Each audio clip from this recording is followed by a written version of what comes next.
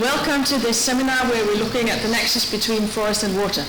And why are we doing that? I'm sure Elaine will tell you that 75% of all the water that we use in our homes and for irrigation of agriculture come from forested watersheds. 75%. We also know that natural resources are often a source of conflict. There have been a number of either conflicts within countries or even between countries. And there's a very big risk that some of the future conflicts are going to be about water. We know that water is scarce in many regions. We know that that's going to be worse with the climate change that's coming. So it is essential that we do our bit to help make sure that we have water where it should be, that there's not too much and not too little, that also that we look at how we can manage our forests, so not just looking at the quantity of water, but also looking at the quality. So I'm sure Elaine will touch on many of these aspects here today, but what's important is as well is why are you not considering water in your projects? If 75% of all our water comes from forested watersheds, you should all be looking at water. Maybe you don't know how, and I'm sure that Elaine will tell us exactly how to do that during today. So I'm very excited that we're here today. I want to welcome all of those that are listening in online as well. Sorry, we had a couple of glitches here, technical glitches here, but we're now all set, and I will hand over to Elaine. Thank you, Mette, and thank you, colleagues, for joining me today to talk about forests and water and how to advance the nexus in our work. So I'll start with looking at what is the status of forests and water globally, mainly relying on FRA data. Then maybe returning to what are basics? What do we mean by forest-water relationships? And Mette's already alluded to many of these. And then what are we doing here at FAO in the Forest and Water Program to address the forest-water nexus? And this will be the presentation, but the bulk of the session, I'm hoping we can facilitate discussion to better understand how you guys are already considering forests or water in your activities, how the Forest and Water Program can further support you in this work, and where there's potential further collaboration. So as Mette mentioned, approximately 80% of the global population live in areas where water resources are insecure. And considering forested watersheds provide 75% of our accessible fresh water, how we manage our forests could negatively or positively impact these communities where there's water scarcity issues. And in fact, 90% of our largest cities globally get high quality water from our forested watersheds.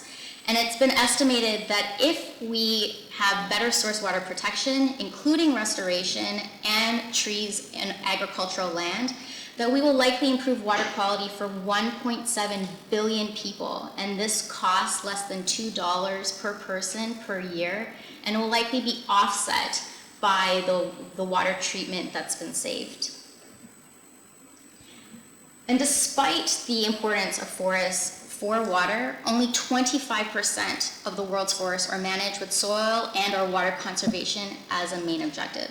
And you can see the spread globally. The darker countries have a higher proportion of forests managed for soil and water considerations, and the lighter have less.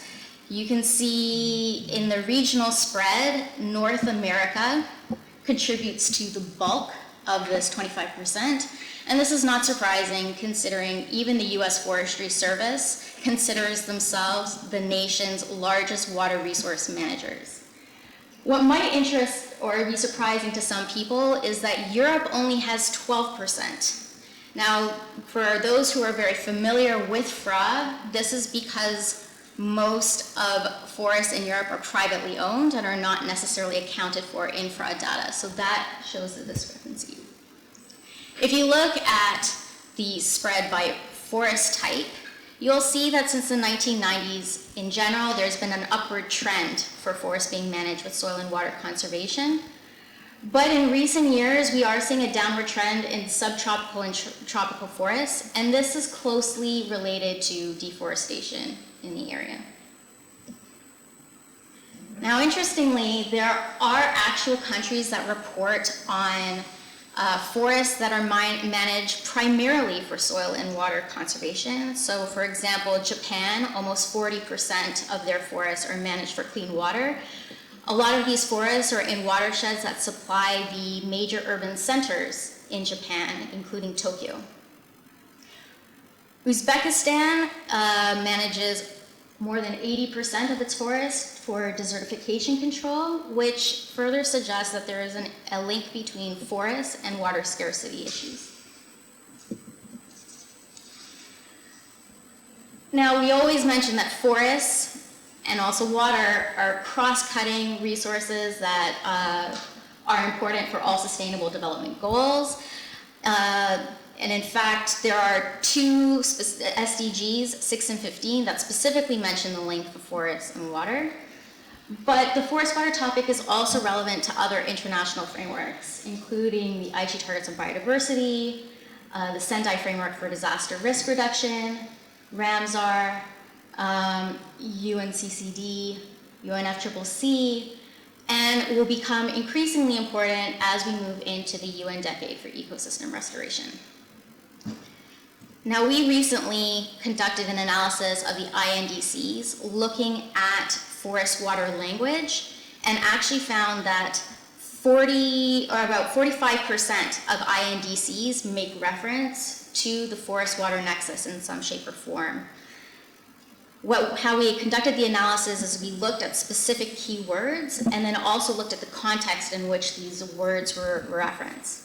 Now, interestingly, Canada, Europe, and the USA made no reference to the forest water nexus in their INDCs. Central America and the Caribbean, which would fall under North and Central America in this slide, actually make the most forest water references. 65% of countries made a forest water reference, followed closely by Africa and South America with 55% and 50% respectively.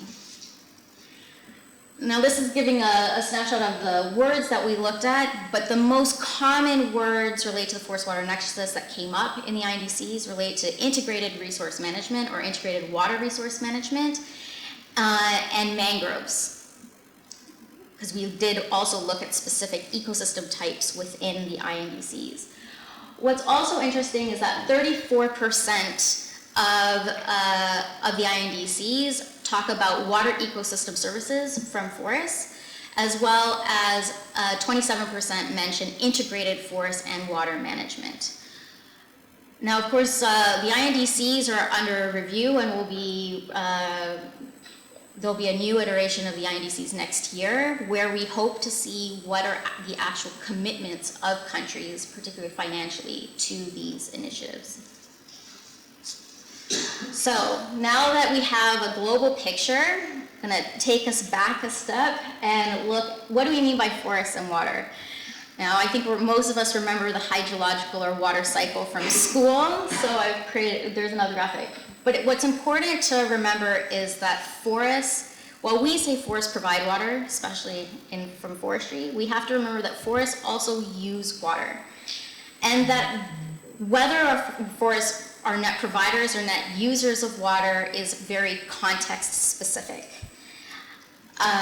Now, we understand that trees absorb water through their roots, they help hold moisture in the soil, they release water vapor into the air, as well as use water to put on biomass. And the releasing of the water into the air through evapotranspiration contributes to precipitation, etc. But because forests do evapotranspire and because they use water for biomass, they use water, and this can actually change over time with seasons, so within an annual time span, but can also change as trees and forests mature or as land use changes occur in the landscape. So ultimately, the forest-water relationship is dependent on spatial and temporal scales, the ecosystems or the species that are on the landscape, but also the management regime. And these are things we need to keep in mind when we set forth in our forest activities. And because the forest-water relationship is so complex, it's dependent on who you ask. There are different perceptions So for example, a forester may see trees as the best solution for any water-related challenge. However, a water manager might favor thinning or removing forests from the landscape to increase water yield. Similarly, a politician might prioritize carbon sequestration or restoration without understanding what are the trade-offs with water. Now, there could be co-benefit, but you need to find the compromise or understand where that co-benefit takes place. And likewise, a farmer might acknowledge the important role of trees in an agroforestry system for livestock, but they may actually want better access to a water body for their livestock and remove riparian forests. So it's a lot about educating the stakeholders we deal with and understanding the different entry points. And as a result of the complexities, there are also a lot of prevailing narratives. I think a lot of you have heard at least one or all of these before: no forests, no water, or more trees, less water. Which is true. The truth is they both are. They're two sides of the same coin. So removing forests may increase water yield in the short term, but reduce water yield in the long term due to soil degradation. But that might be true for one climatic zone and not for another. Natural forests behave differently than planted fast-growing species, mainly due to their water use for putting on biomass. And yet at the same time, we've also heard interesting, compelling stories from that restoring forests and degraded land has returned local springs. And there are examples from dryland forests in East Africa, as well as rainforests in Latin America. So it's really important to understand what is the context you're dealing with, what are your management objectives. The same is true for forests and floods. One of the reasons behind this has to do with what is called the sponge theory, which is why we have sponges under our trees in the slide. The point is that forests can mitigate minor to moderate flood risk. But once the soil is saturated, you are going to have a flood no matter what. So ultimately it depends on what is the frequency and or intensity of the precipitation. If you have a series of precipitation events and your soil is saturated, you're still going to get a flood even if you have trees on the landscape. Therefore, I think the important take-home message for the forest and flood relationship is that forests, upland, and throughout a landscape are not necessarily going to prevent flooding in a floodplain. It is called a floodplain for a reason. And unfortunately, this is where a lot of agriculture and communities are based. And so the damage is likely still going to happen. There needs to be other solutions integrated with nature-based solutions in forests. And again, it's about understanding the context. So what are we doing here at FAO when it comes to forests and water? Like most of the technical colleagues, it's pretty standard. We provide technical assistance, we have knowledge management, we deal with capacity development, and we also engage in advocacy. But I'd like to highlight three main activities that are happening this year that I think could assist the rest of you in your work. First and foremost, we're developing the Forest and Landscape Water-Based Ecosystem Services Tool, or FLOWS tool. This is a decision support tool for monitoring. Essentially, users are invited to provide information on their context, environmental context, resources, human and financial, as well as their management objectives. And from that, we are able to recommend forest water indicators, including biophysical, water quantity and quality, to also impact. Do you see social benefits by managing your forest for water? We also go so far as recommending appropriate methodologies based primarily on human capacity and resources available. This tool will be ready in December. However, any colleague that will be interested in helping us test the tool before December, but I think September, October, please let me know, because we'd be very happy to work with you and help us further develop the tool and make sure it meets the needs of users. Next month, we will be launching a facilitation guide. This is a guide geared towards the facilitator on how to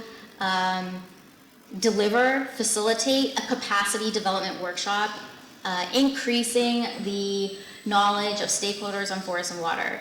There are 6 modules that can be customized or tailored based on your stakeholders being trained, as well as the learning objectives. So it can go as basic as providing a 1-day or 1.5-day workshop to politicians and decision makers, to just give them an overview of the forest water topic, and can go so far as giving technicians a proper insight into how to consider water in their forest related activities by establishing monitoring and management plans. We're also working on a Unisilva edition later this year that will be launched at the UNFCCC COP, Forest and Landscapes Nature-Based Solutions for Water. We've been working with a lot of colleagues in-house and external, and it includes specific ecosystems such as peatlands, dryland forests, and mangrove forests, but also considers the role of forests in disaster risk reduction of water-related hazards, including coastal erosion and forest fires. So it should be an interesting addition with a lot of different examples, and should also, and hopefully everyone will appreciate the information and can find ways to apply it in their work. Now I'm putting down some proposed activities for the next biennium, because this is where we'd like to have further discussions after the presentation. One of our first priorities will be, of course, monitoring and maintaining the tool itself. We're interested in doing a study with FRA on forest and water, specifically looking at management. The science has been made available over the years, especially the latest Global Forest Expert Panel report last year. So we want to move beyond that. If we understand how forest and water relationships work, how do we manage for them? How do we monitor them better? How do we build the capacity of countries to look at this issue better? We'll also look at the SDGs and NDCs as they get reviewed in the next couple years. Of course, there's always ongoing project support, and we'd be interested in knowing if there are projects that we can lend support to. We're also looking at the study on forests for urban water, specifically for fast-growing cities. I'm sure all of you have heard the issues for Sao Paulo and Cape Town in the last few years about water scarcity in these cities, and how this is largely linked to land management of the watersheds from which they receive their water. These are forested watersheds. We can't do much about these big cities that are well established, but there are a number of fast-growing cities, mainly in Africa and Asia, that are growing at 3 to 10% per year, and this is where there's low-hanging fruit in terms of looking at how we can work with these cities to develop plans and better manage their forested watersheds from where they get their water. And of course, advocacy is always part. Now, this is just my preliminary idea of mapping where there's potential collaboration with the rest of the department. The decentralized offices, all of these issues relate to their work because they're the ones on the ground. And please forgive the way we've clustered them. I was limited to 4 spaces, so I kind of linked things together arbitrarily. But in terms of monitoring and the idea of monitoring of these water ecosystem services, we see a lot of potential collaboration with our colleagues who do this. The NFM Red Plus Cluster, FRA, Forest Products and Statistics, Forest Governance and Economics, particularly the latter in terms of valuing these water ecosystem services. For water scarcity and water-related risks, I think this is a specific area that requires attention, dryland forests being a main area, but also restoration, so climate change and resilience, again, the NFM and Red Plus Cluster and Forest Resources Management.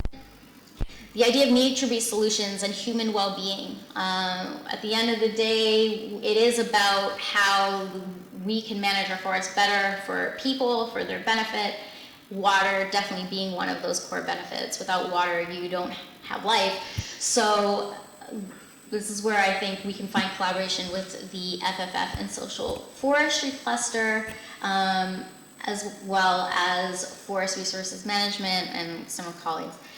For restoration biodiversity, especially as we move into the UN decade, I think it's really important that we take water into consideration. I think we need to move away from the black and white management solutions for production versus conservation. With water, we need to start looking at the gray area. What are the different options? Proper species selection, thinning, densities. These are issues that highly affect water. And will also affect biodiversity, and by this specifically aquatic biodiversity. Fish we should look at fish more often in forest work.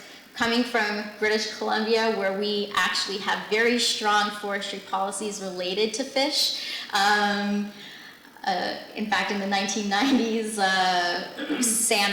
conserving salmon stock dictated a lot of our forest policies that we still employ today. So this is another area, as well as other aquatic species. But again, water sources within forests being important for the food chains and other terrestrial biodiversity, this is something to consider.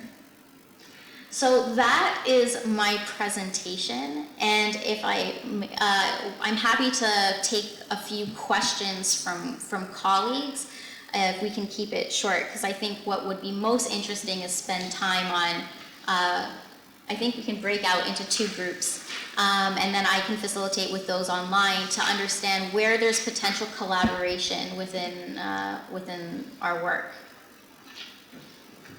Okay, shall we?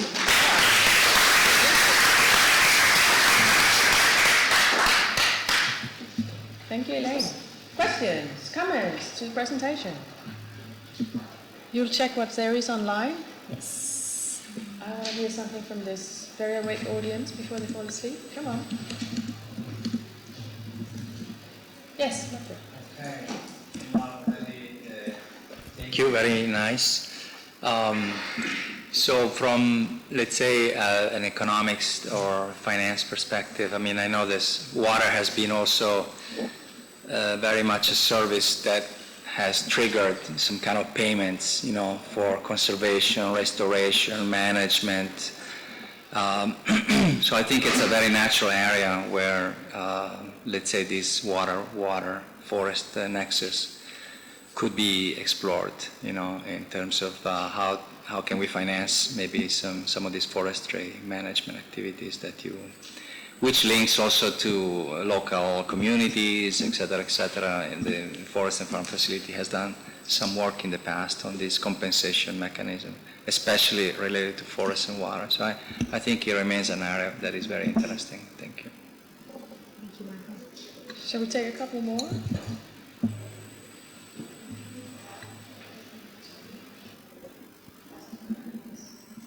Okay.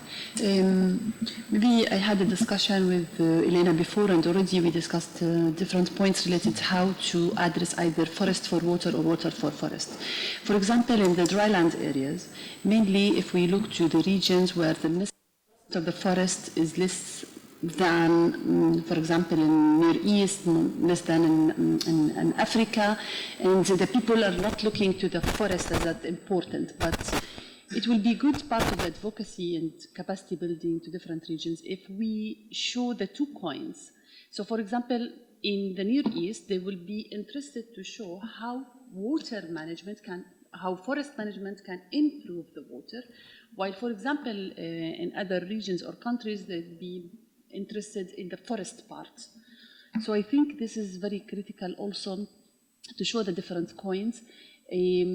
I just recently commented on the dryland paper, dryland and water as a core, and this could, what already you presented is not mentioned in the paper. So it will be good to show that the different coins to have more interest in, yes, water, forest as nexus. Because everyone will say like, okay, we are just selling forest, not selling water, but we need to show the different parts of the coin. I just want to offer a real example of support for forest and water work. You know, we have this social media, WhatsApp and WeChat, this stuff.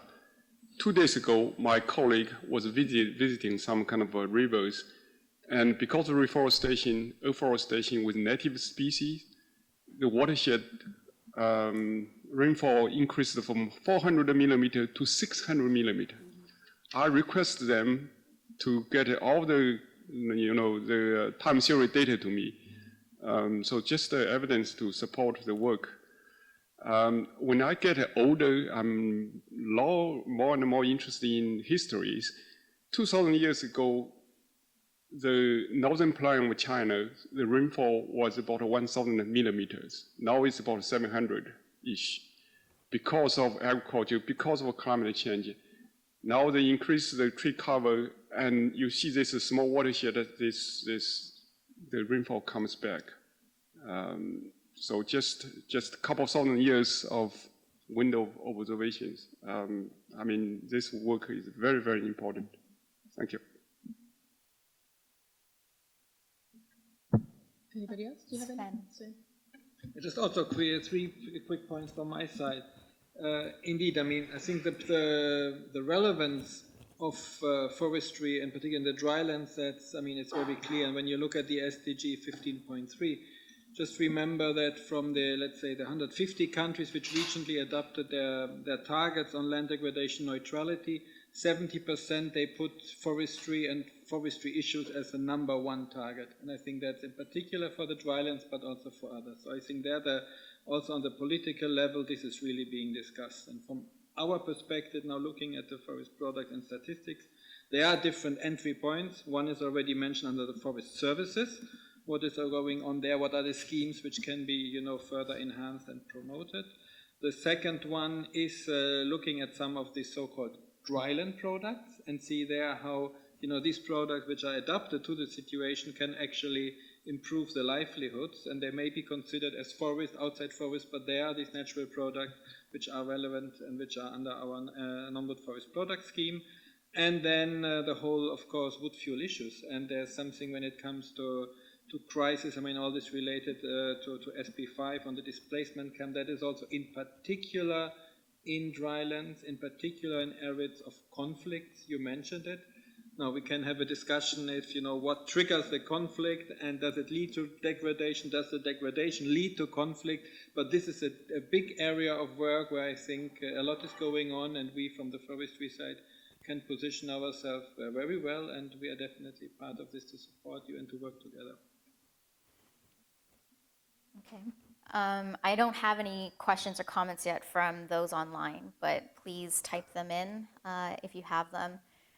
There weren't really any questions in the group. Oh, Andrew might have one. Well, I just wanted to make a sort of a shout out when you think about forests, water, and drylands, to not forget mountain regions. If you look at, for instance, the Altiplano in Latin America, which probably 600 years ago might have been 60-80% polylepis woodland, and now has just 5% tree cover at best.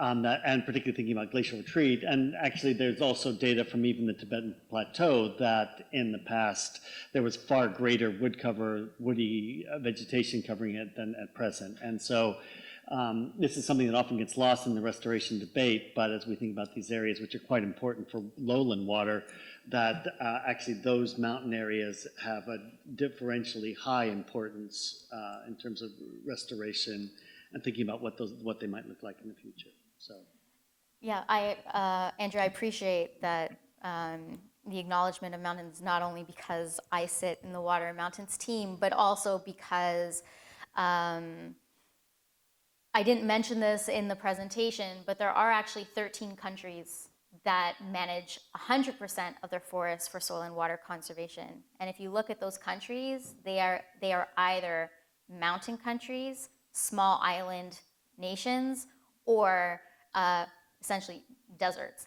So it really suggests, or you could make the presumption that there is this recognition in some of these countries, and it might be a question of why don't others follow suit. And I think, I know when we talk about mountains, we often think above the tree line, but I think one of the main forest types that is often overlooked actually are cloud forests, which are only about 2% of forests globally, but have a disproportionate importance when it comes to water, not only because they encourage precipitation from tapping into the clouds, but they store a lot of water. And when we talk about mountains as water towers for the rest of the world, we are actually often talking about these mountains that have these cloud forests on them. And these are actually being lost at alarming rates even today, because they have a lot of value for wood, etc. And I guess to continue on the drylands comment, I think, yeah, there's two ways of looking at forests and water and drylands. I think we've done some interesting work in FAO, looking at, for example, use of wastewater irrigation for to deal with some of these forest issues, wood fuel, etc. I know CBL kind of ran away. Took this topic away from us, and I think we need to re-engage because it's a very interesting nature-based solution to dealing with water scarcity issues, as well as dealing with the forest needs of communities as well. But there have been interesting studies promoting the conservation of dryland forests, especially in agro-pastoral, so cultural systems. There's been a lot of degradation. I don't know if it was in the dryland paper that Fida, you referenced, which will be in Unisilva, the upcoming Unisilva. But there was an interesting study done in the Sahel region of Burkina Faso in native shea forests, where they actually found having a 5 to 10% canopy cover improved groundwater recharge in the region. And that's the natural occurring canopy cover. So when we talk about dryland restoration, mimicking this and trying to maintain this 5 to 10% canopy cover, it reduces the evaporation from soil. It actually sees increased base flow in rivers. So I think it's very interesting. And I know ICRAF is currently looking at soil infiltration data for 800 some sites in sub-Saharan Africa, and it will be interesting to get the results of that report when it's available. And what else do I have? Yes, and Marco, valuing, I think there's not enough data actually on ecosystem services, and water being such a tangible one, you think that there would be more out there, and I think it's mainly related to cities. There's a lot of information for the big cities. I know there's studies for Beijing. Lima is a more recent one where they're restoring using also indigenous techniques from hundreds of years ago. But it's definitely an area that's underexplored, and there is opportunity for us to look at this, not just for the rural and urban context, but maybe even for local communities. And I would add to that, not just looking at upstream, providing for downstream, but probably even just looking at goods and services flows in the other direction too. Because this idea of the downstream paying for upstream all the time, I don't think accounts for the goods that sometimes flow from downstream to upstream that upstream communities are also dependent on. And it might be interesting to look at that as well.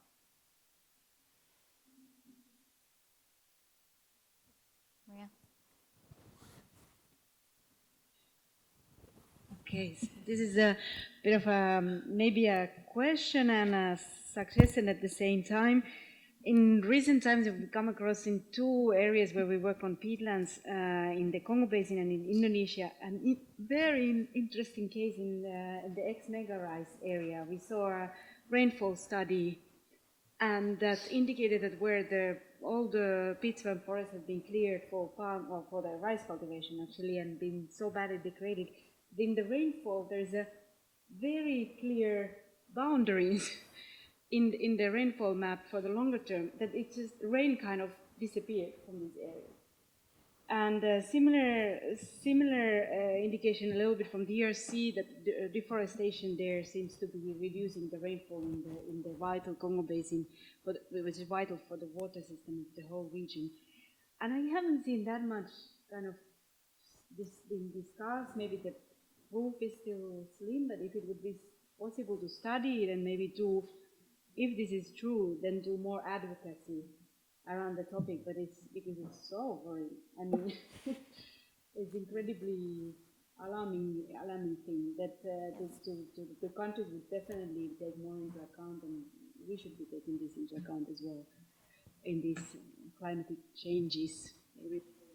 Yes. So this is an issue that's been that's even been raised in the Global Forest Expert Panel report that came out last year. This linkage to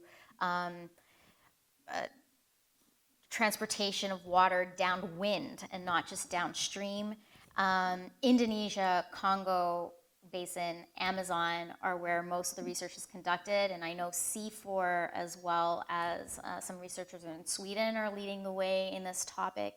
In fact, it's the Sao Paulo case is exactly that, where they suggested that the deforestation in the Amazon has led to decreases in precipitation, which has resulted in drought in Sao Paulo.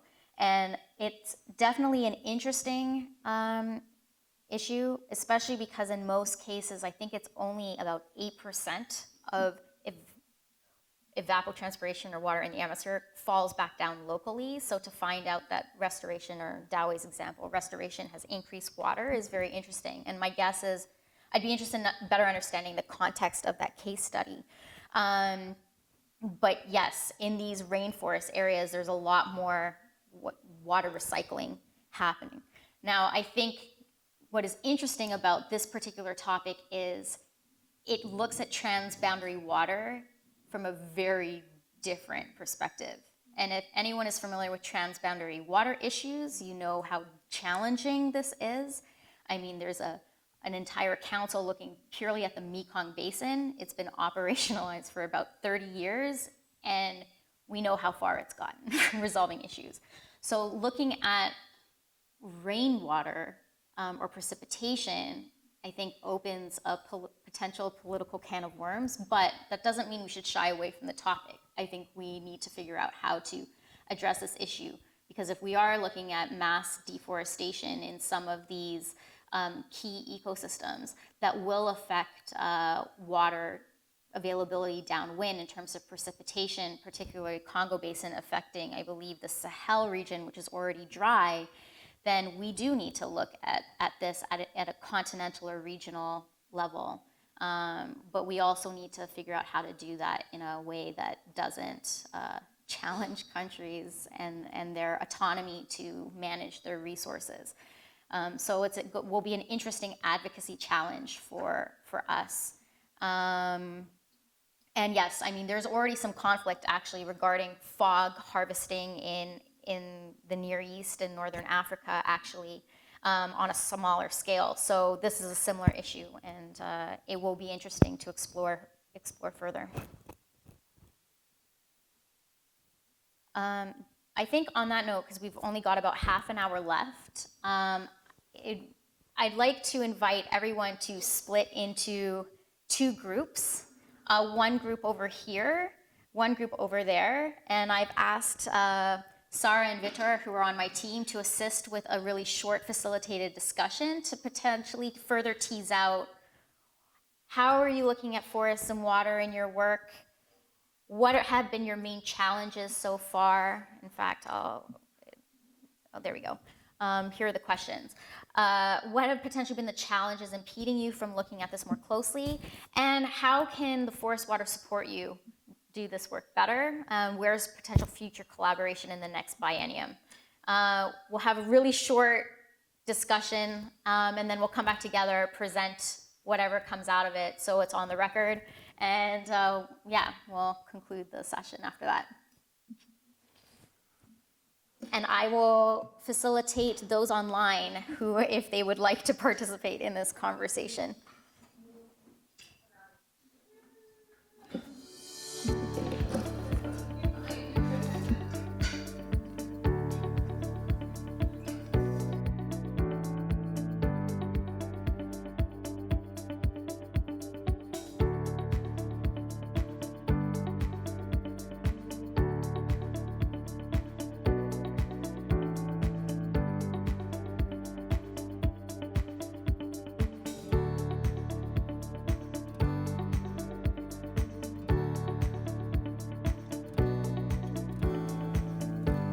No, perhaps I'll start because the colleagues online actually had not too much to say other than Doug McGuire saying that there's a conversation that has to be had with the forest and landscape restoration mechanism.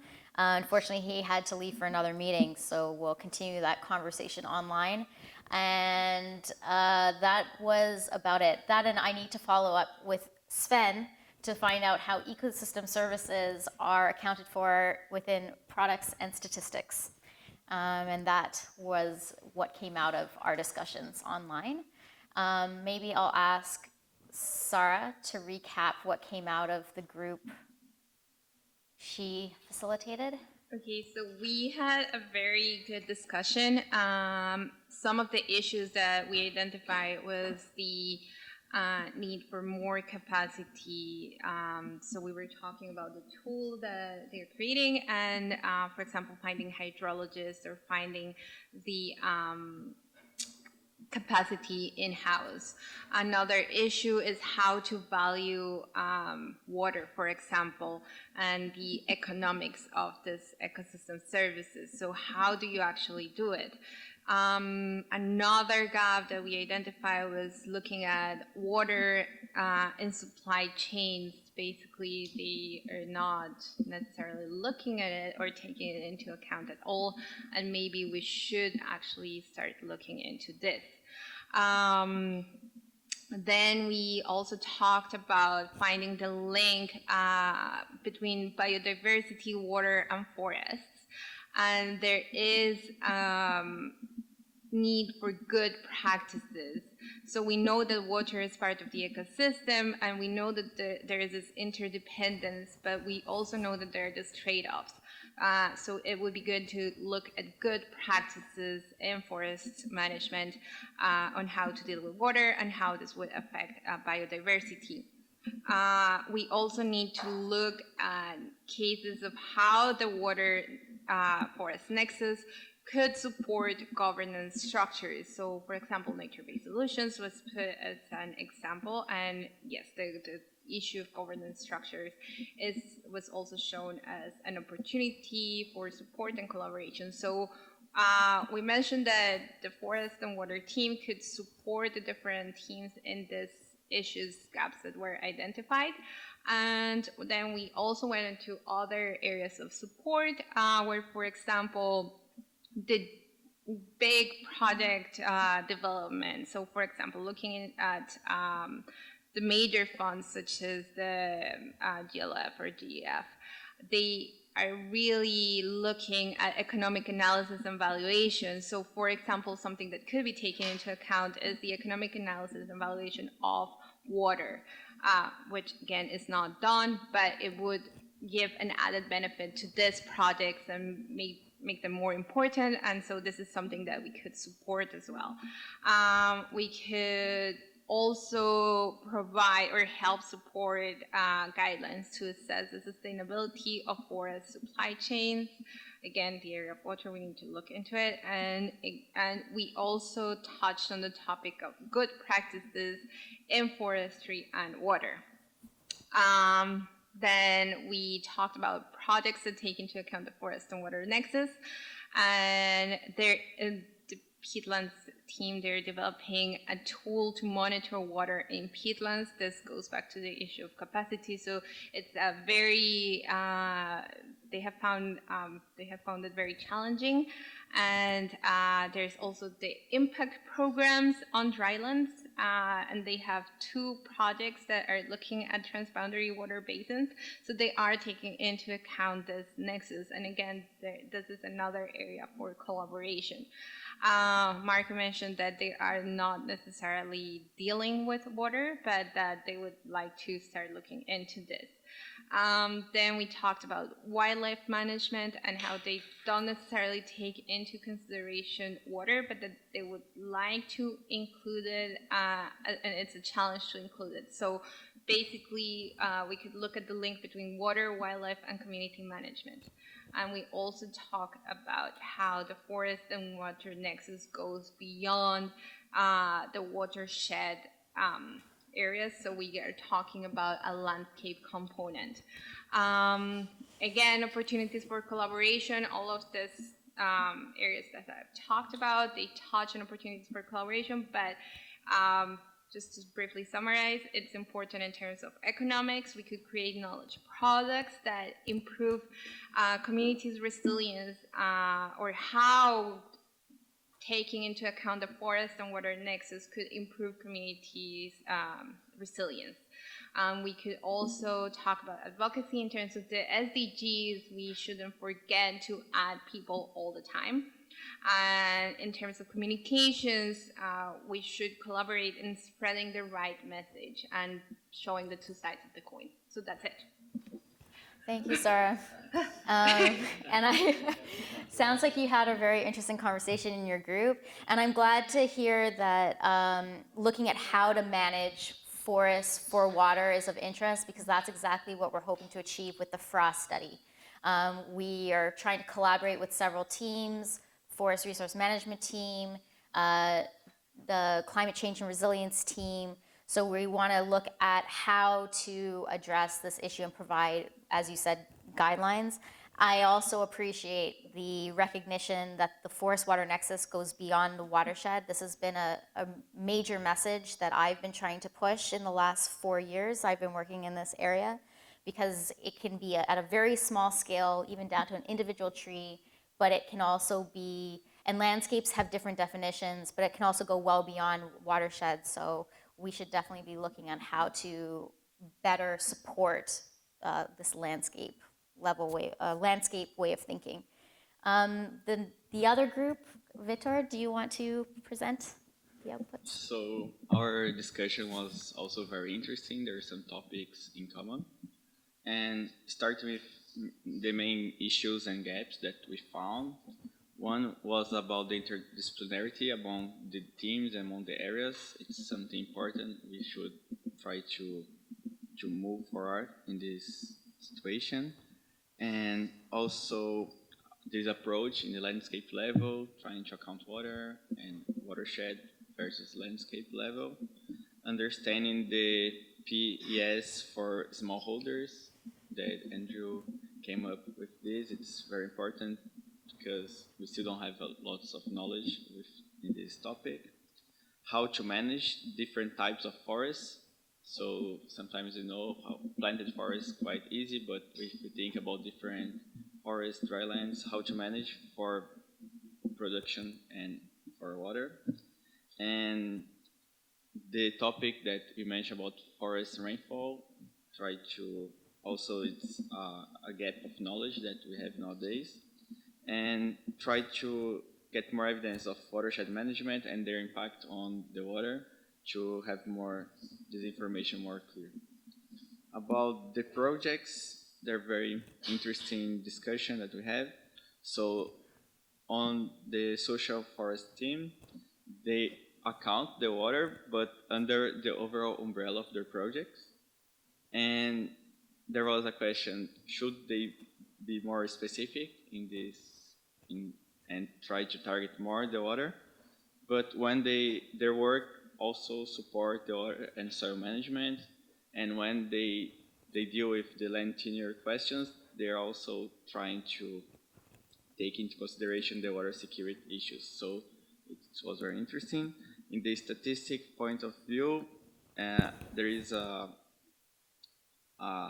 increase in the try to understand and evaluate the non-wood forest products, and including the Forest Service, which also water is included, and other teams as well, looking at mangroves and using treated wastewater for agriculture. So yes, they are counting, but I think we can also increase this consideration.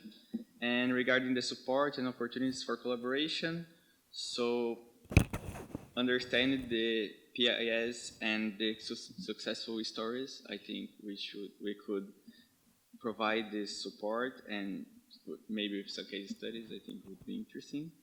The importance of forests and water in drylands, as we have already mentioned before. How this, having in mind the data from the FRA that you mentioned, that 12 or 13 countries are managing forests for soil and water conservation, how effective their countries are being right now, and how they are doing this thing, and yeah, and providing this information in these gaps, trying together and try to advocate more. So these were the main outcomes from our view. Thank you. Great, thank you, Vitor. Yes, I think case studies is definitely really important, and it will be interesting to know what examples, whether it was planned or by somehow default, there are examples from the rest of the forestry department or the decentralized offices that we can work together to develop case studies that really showcase success of managing forests for water, whether quantity, quality, or ideally both. And yeah, I think drylands is definitely an area. Water scarcity is an issue, and I can say Fida and I have already started conversations, and this is something we will continue.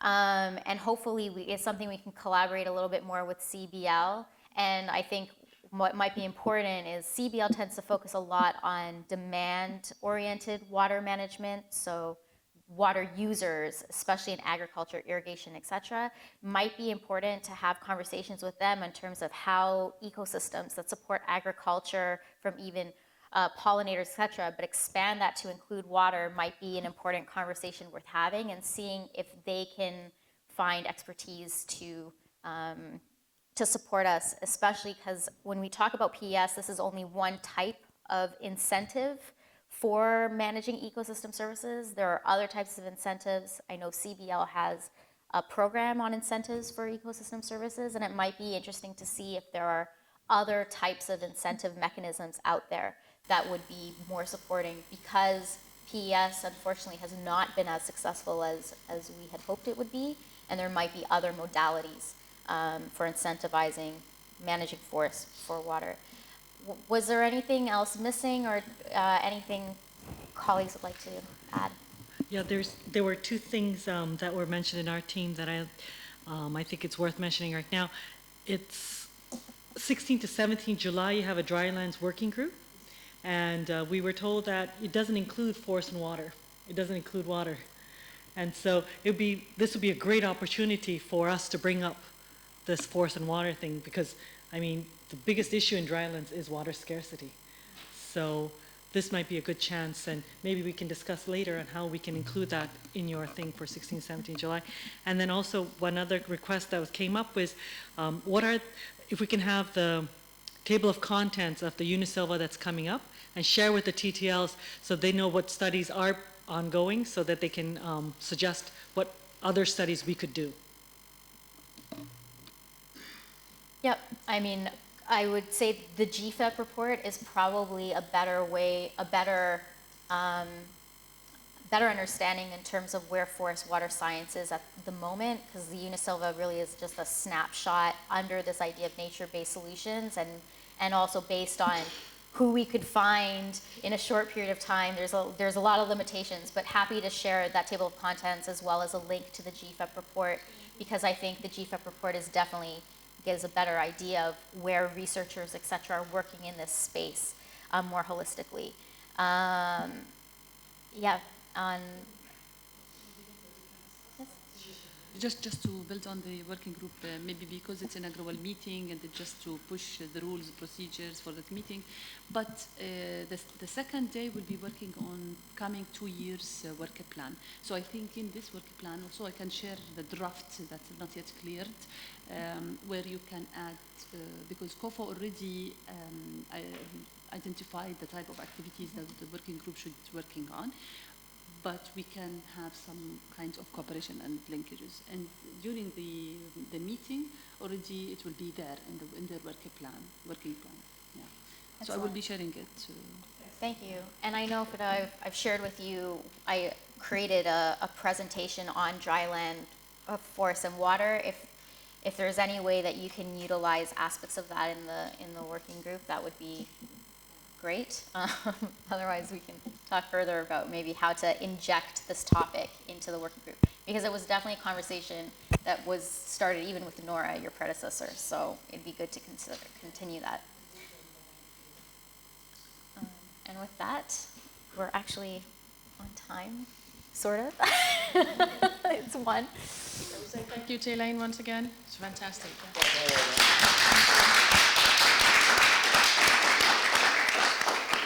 And to our great facilitators as well. Thank you. Thank you, everyone, for attending.